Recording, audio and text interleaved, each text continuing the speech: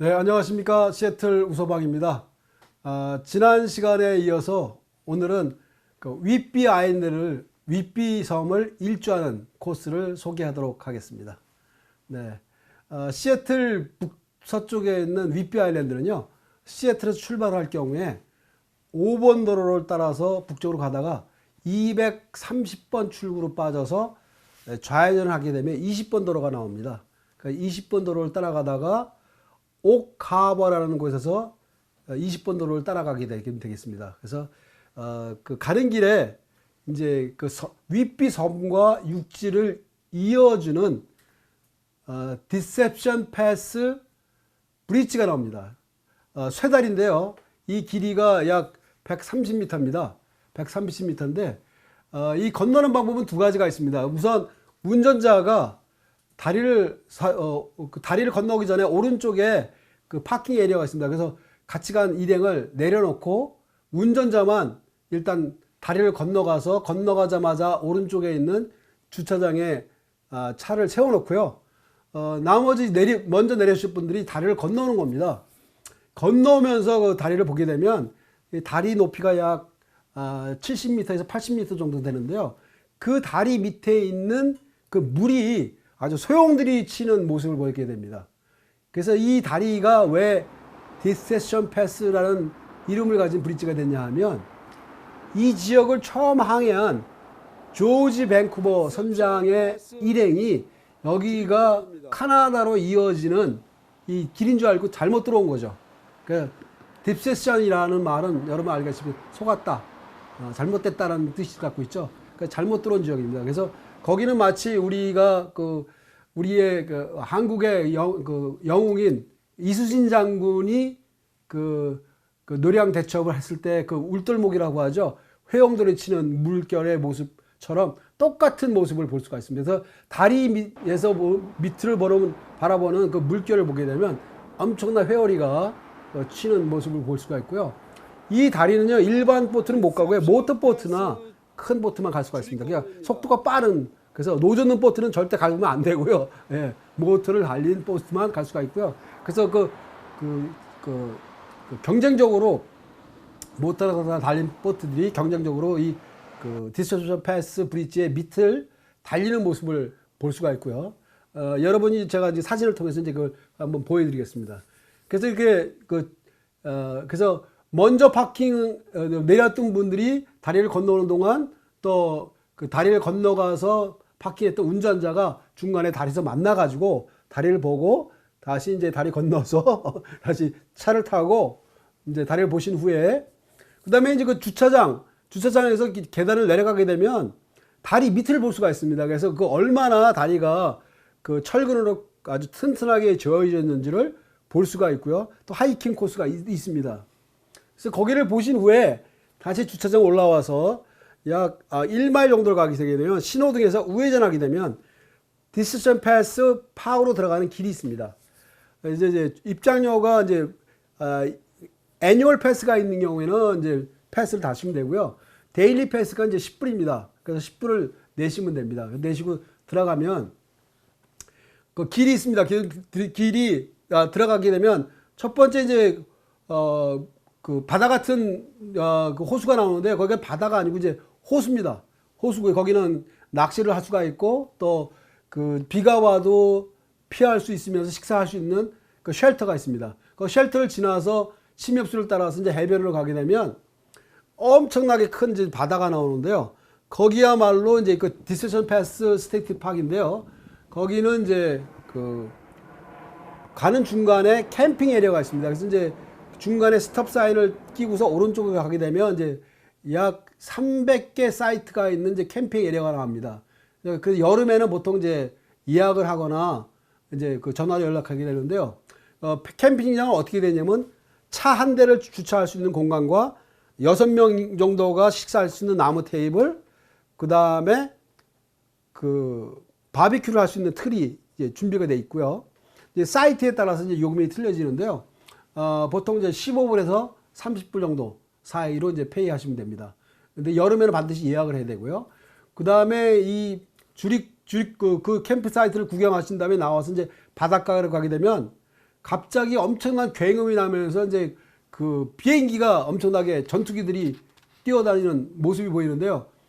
그 윗비 아일랜드 그 섬에 해군 전투 비행단이 있습니다. 그래서 그 해군 비행사들이 그 전투기 훈련하는 모습입니다. 그래서 요즘에 그 전투 비행단과 거기에 사는 주민들 간에 좀 문제가 있는데 뭐냐면 너무 소음이 세다. 그래가지고 요즘에 고소를 해갖고 좀 문제가 일어나긴 합니다. 미국은 이게 주민들이 고소라는 게 그러니까 수한다 그러죠. 그래서 이제 그렇게 그 수하는 경우가 많은데 요즘에 워낙 견축이들이 훈련을 많이 하다 보니까 주민과 해군과의 사이에 이제 그런 소송이 일어나기도 합니다. 아무튼 이 비치가 얼마나 아름다우냐면요. 돌과 그다음에 그 뗏목을 싣고 가다가 떠내려온 통나무들과 바위와 모래가 섞여 있습니다.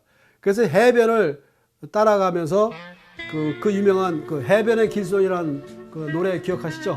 그걸 한번 우리 핸드폰에다 들으면서 해변의 길손을 들으면서 한번 그 같이 간 연인과 또는 가족과 함께 해변의 길손을 대보기도 하고요. 그다음에 이제 거기에는 다 바비큐를 할 수 있는 쇠로 된 틀이 있습니다. 그래서 만약에 바비큐를 하실 경우에는 여기에 이제 차코를 팔죠. 석탄이요, 조개탄을 사갖고 고기를 준비해서 갖고 알루미늄 호일을 깔고 그래서 바비큐를 할 수가 있고요. 그러니까 먹을 수 있는 6명 이상 앉을 수 있는 우드 테이블이 있고 바비큐 틀이 있습니다. 그리고 그다음에 이제 그 테이블이 얼마나 그냥 주차장이 얼마나 크냐면 100여 대 이상을 주차할 수 있는 공간이 있고요.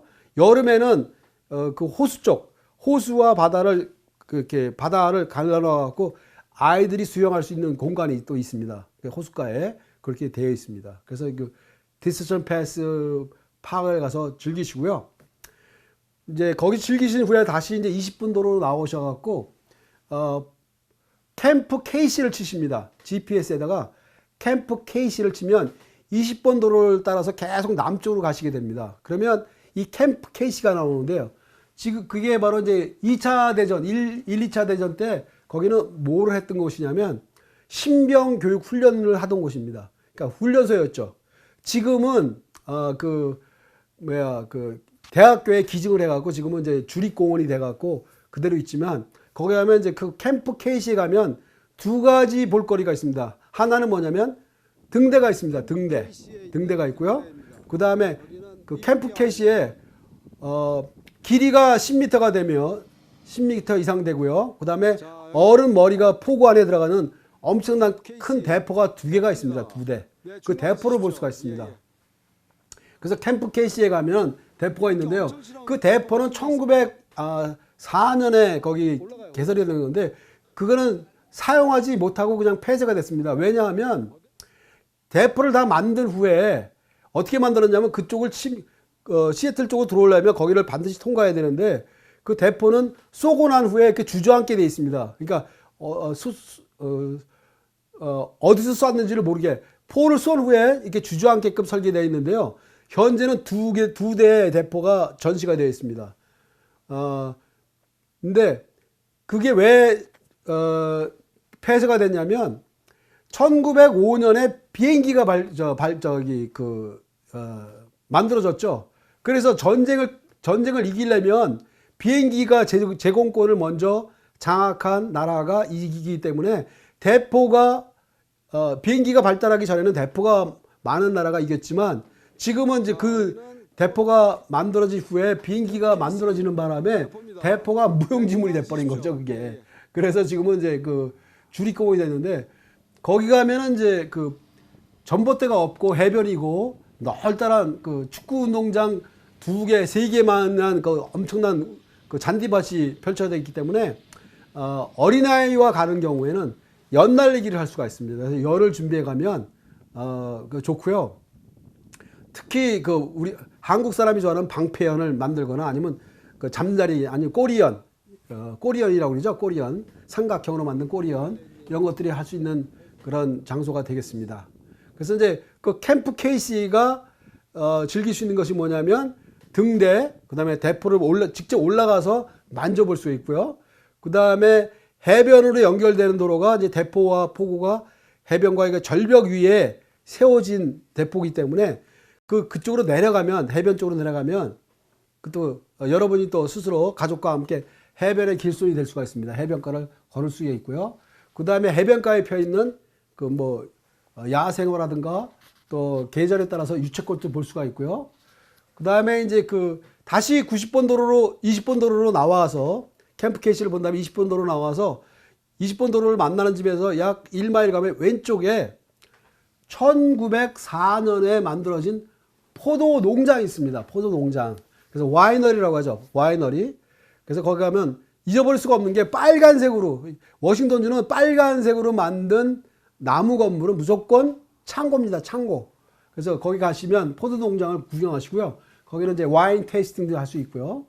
그래서 와이너리를 보신 다음에 계속해서 내려가면 랭리라는 도시가 나옵니다. 랭리는 바로 이제 페리 타는 곳에서 나오는데요.